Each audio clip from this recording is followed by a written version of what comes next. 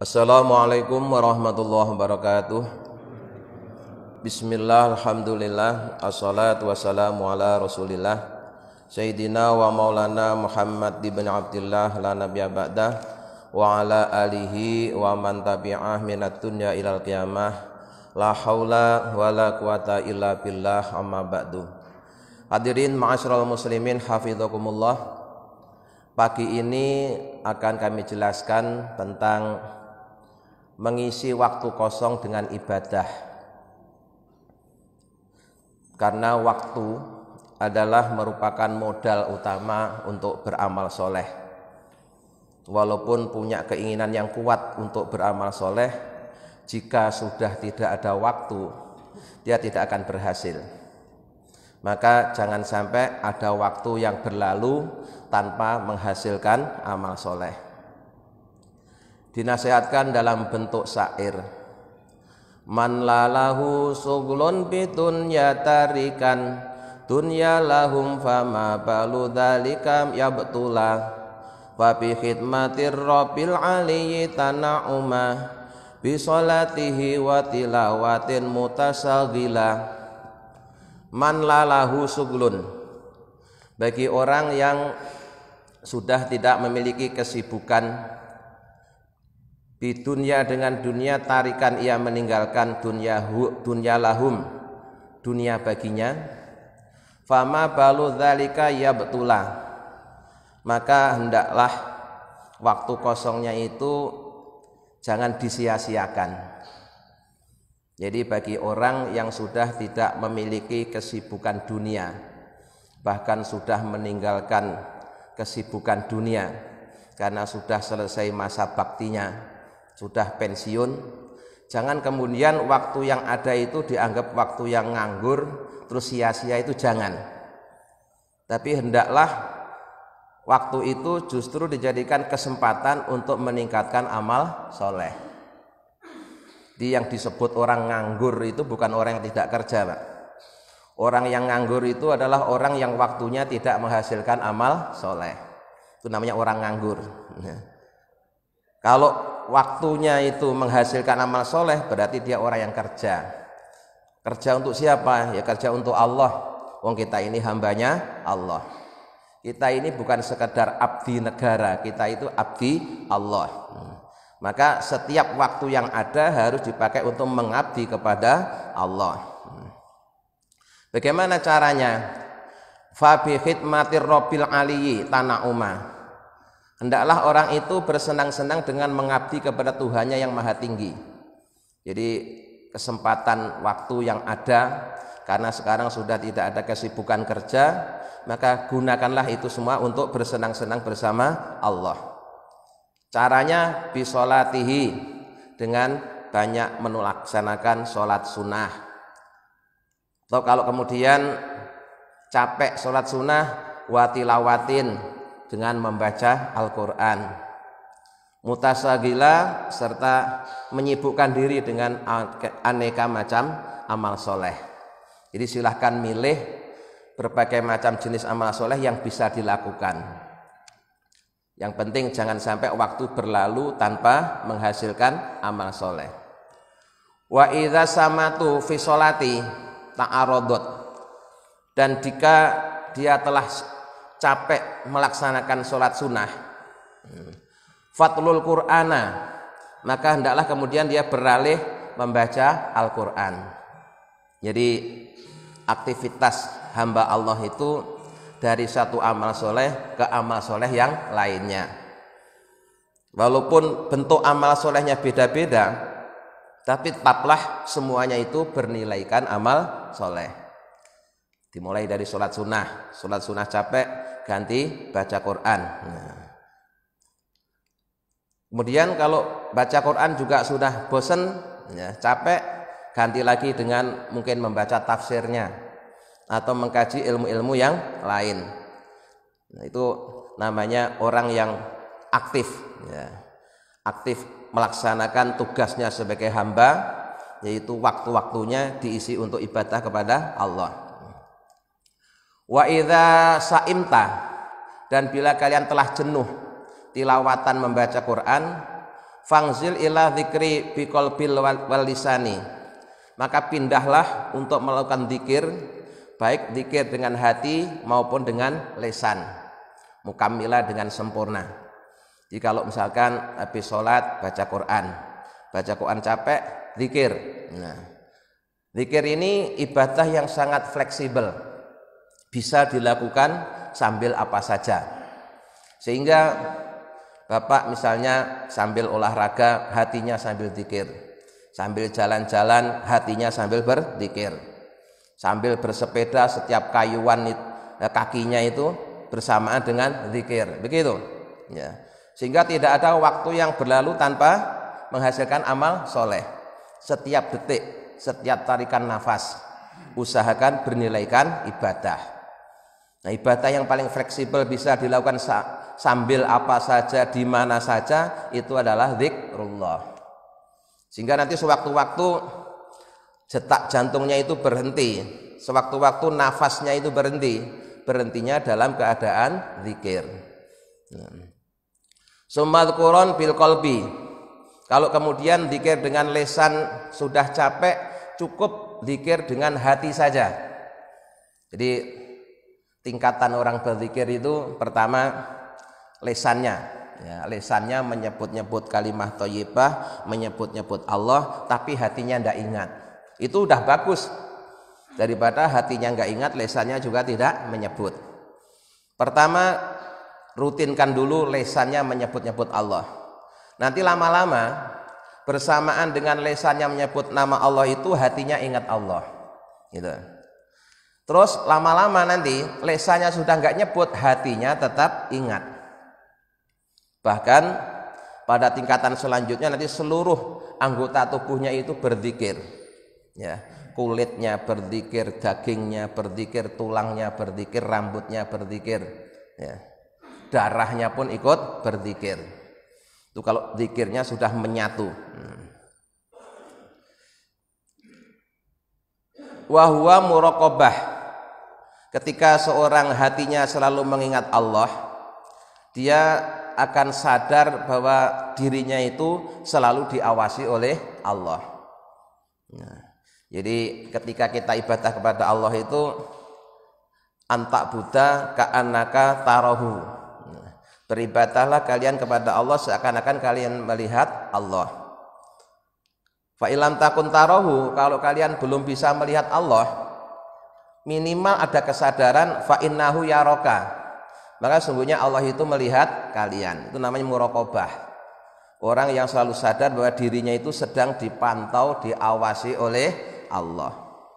Nah, kalau orang itu sadar selalu diawasi oleh Allah, kan tidak berani berbuat neko-neko. Ya. Karena selalu diawasi oleh Allah. La tastagil, janganlah kalian sibuk bi hadisin nafsin, menuruti omongan-omongan nafsu. Ya. Menuruti keinginan-keinginan nafsu yang kadang ngelantur kemana-mana. Muhmila, yang cenderung mengajak orang itu untuk nganggur. Nganggur itu artinya ya tidak mengingat Allah, sehingga nafasnya berlalu tanpa bernilaikan ibadah. Fahadisu nafsin, maka omongan nafsu itu kalkalami bi al-sunin, statusnya sama dengan omongan lesan. Statusnya sama dalam hal yaksu bihi kolbun, bisa mengeraskan hati. Di berangan-angan kosong atau omongan-omongan yang tidak berguna, itu dampaknya merugikan. Kenapa? Karena akan membuat hati kita menjadi keras. Nah, hati itu kalau udah keras, tidak mempan dinasehati, harus dilunakkan dulu. Ya, kalau belum dilunakkan, hati yang keras itu tidak bakalan mau menerima nasihat. Lah, caranya melunakkan hati itu gimana? Salah satunya dengan zikrullah. Zikrullah itu akan melunakkan hati. Maka kita tidak usahlah sibuk ngomongin hal-hal yang tidak penting, apalagi sampai menimbulkan kerugian pada diri kita sendiri, yaitu hati kita semakin keras. Misalnya kita sibuk mengomentari aneka macam berita yang ada di Instagram, yang ada di Facebook, semuanya dikomentari. Nah, pengamat segala urusan. Nah, itu rugi itu. Gak dapat apa-apa. Justru hatinya semakin keruh, kemudian puncaknya hatinya semakin keras. Fala taku ghafila, maka janganlah kalian menjadi orang yang lalai dengan Allah.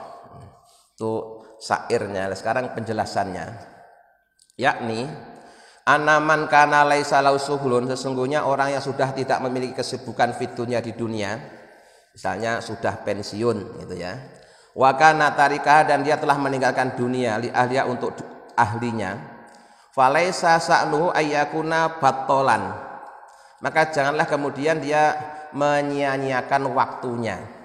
Mentang-mentang sudah enggak kerja, mentang-mentang sudah pensiun, terus nganggep saatnya untuk berleha-leha, santai-santai, nganggur, waktunya dibiarkan berlalu begitu saja. Jangan ya, waktu itu adalah modal utama untuk beramal soleh. Kalau sampai tidak dimanfaatkan, kita akan rugi besar, karena waktu yang berlalu tidak akan kembali. La yastagilu bil ibadah, kemudian waktunya itu tidak dipakai untuk sibuk beribadah. Jangan sampai seperti itu. Maka dalam Al-Quran banyak sekali sumpah Allah menggunakan waktu, itu menandakan bahwa waktu adalah sesuatu yang sangat berharga. Jangan dibiarkan berlalu tanpa bernilaikan ibadah, tanpa bernilaikan amal soleh. Bal sa'nuhu ayastagila bil ibadati, tapi hendaknya waktu yang ada itu dipakai untuk sibuk beribadah kepada Allah. Fayakunu mutana'iman bi khidmatir rabbil a'la, maka orang tersebut bersenang-senang dengan meningkatkan pengabdiannya kepada Allah yang maha mulia. Bisa dipakai untuk menutup kekurangannya selama ini. Kalau kemarin masih aktif, mau sholat sunnah aja repot, nggak ada waktu. Nah sekarang udah pensiun, banyak waktu untuk sholat sunnah. Kemarin masih aktif, ditugaskan kemana-mana, nggak sempat ngaji. Ya, setiap ada pengajian pas capek, padahal cuma seminggu sekali itu pas capek. Nah sekarang udah nggak kerja, banyak waktu dipakai untuk ngaji. Kemarin masih aktif nggak sempat zikir, sekarang banyak kesempatan untuk berzikir. Harus begitu. Ya, nutup kekurangan pada masa lalu. Jangan terus malah dibiarkan begitu saja, terus merasa nganggur, nah itu rugi nanti. Di mustagilan bisolati, hendaklah dia menyibukkan diri dengan banyak sholat sunnah. Banyak kan kemarin selain sholat sunnah rawatib ada sholat duha. Sholat duha itu kalau mau dikerjakan semua 8 rakaat, ya, 8 rakaat. Nah, kemudian nanti malam hari ada sholat, malam pagi ada sholat, sore ada sholat, banyaklah sholat-sholat sunnah. Di samping ada sholat-sholat yang waktunya bisa dilakukan kapan saja. Watilawati, atau membaca Quran. Kalau capek sholat, ya udah sekarang duduk santai sambil baca Quran. Annahu yastagilu bi sholati masalan madama munsarihan. Jadi kesibukan yang terbaik bagi orang yang sedang longgar dan badannya sehat adalah sholat sunnah. Karena kalau sholat sunnah itu semuanya aktif, Pak. Ya raganya ya bergerak, hatinya juga beribadah, lesannya juga beribadah. Maka kesibukan yang terbaik ya sholat, karena semuanya bergerak, semuanya beraktivitas. Dan kalau kita mau melaksanakan sholat sunnah itu sebenarnya udah otomatis sehat, Pak. Bayangkan ya, dari aktivitas subuh aja. Masuk waktu subuh itu kita sholat sunnah fajar atau sholat sunnah qobliyah subuh, kemudian sholat subuh, habis sholat subuh zikir sampai nanti waktu isyraq, sholat lagi 2 rakaat. Habis isyraq mungkin bisa sambil jalan-jalan sambil berzikir. Nanti jam 8 ya, habis sarapan, terus kalau nggak puasa kita sholat duha 8 rakaat. Ya udah lumayan tuh, melebihi orang olahraga itu. Ya. Jadi banyak aktivitas yang menguntungkan, tidak hanya di dunia tapi sampai di akhirat. Jangan menyia-nyiakan waktu. Di aktivitas terbaik adalah sholat sunnah, karena ketika kita sholat sunnah itu lesannya aktif, hatinya aktif, raganya juga ikut aktif. Nah kalau baca Quran kan mungkin hanya lesannya saja karena baca Quran sambil duduk. Ya. Zikir bisa jadi hanya hatinya saja. Tapi kalau sholat itu semuanya aktif, maka itu aktivitas terbaik. Fa idza ahassa bimalalatin wasamatin minha, kalau kemudian dia sudah capek melaksanakan sholat sunnah, ya fal yantakil ilal qiraati, kemudian istirahatlah sambil santai itu sambil baca Quran. Ya kalau belum bisa baca ya dengerin lah, sekarang kan sudah banyak ya bimbingan baca Quran murotal ya, yang pelan-pelan itu, yang lagunya silahkan mau milih. Nah itu bisa duduk santainya sambil dengerin orang baca Quran. Jangan malah duduk santai sambil dengerin dangdut. Nah, udah waktu tinggal sedikit dipakai dangdutan. Nah, fa idza akhasa bimalatin minha fal yang takil ila dzikri. Kalau kemudian setelah baca Quran capek juga. Nah, karena lesannya pakai ngomong, pakai baca kan capek. Ganti zikir bil qalbi wal lisani. Cukup dipakai untuk zikir dengan hati. Ya, dengan hati dan lisan. Atau lama-lama cukup dengan hati saja. Fa idza khasa bimalalatin minhu falyantakil ila dzikri bil qalbi. Kalau sudah capek zikir dengan lisan, maka hendaklah dia kemudian pindah lagi ke zikir dengan hati saja. Nah, ketika kita zikir dengan hati saja itu bisa dilakukan sambil beraktivitas yang lainnya, mungkin sambil nyapu, sambil nyuci piring, sambil masak, sambil ngomong cucu, itu hatinya bisa sambil zikir. Jadi itu cara mengisi waktu agar semuanya bernilaikan ibadah. Nah semuanya itu akan terampil kalau kita latih, Pak. Kalau kita latih, kalau tidak dilatih ya lupa-lupa lagi. Jadi harus rajin melatih diri. Nah, nanti kalau sudah latihan itu lama-lama terampil itu sudah otomatis, sudah terjadi dengan sendirinya.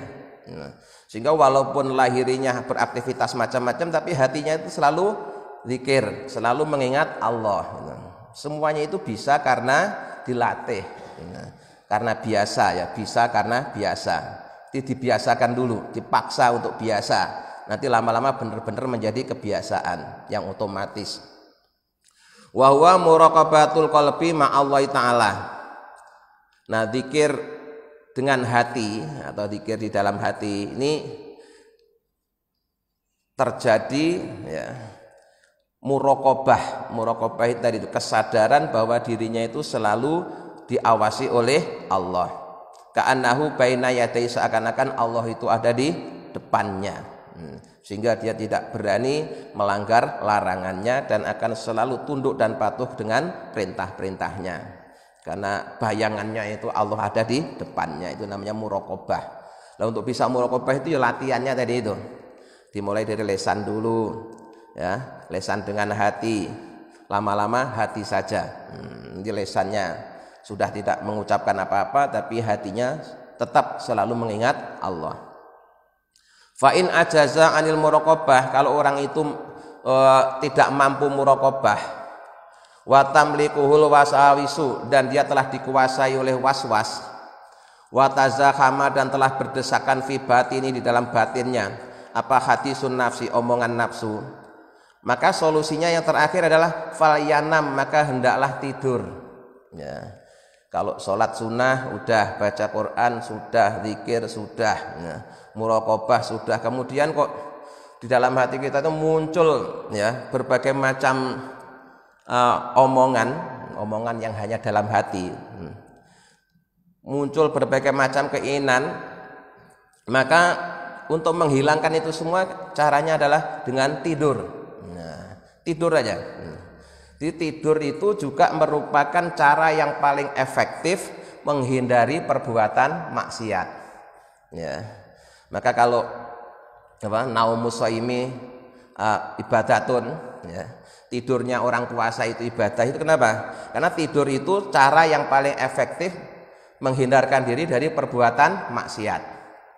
Kan orang kalau tidur kan tidak ada ceritanya orang tidur sambil ngomel-ngomel, tidak ada kan? Ya.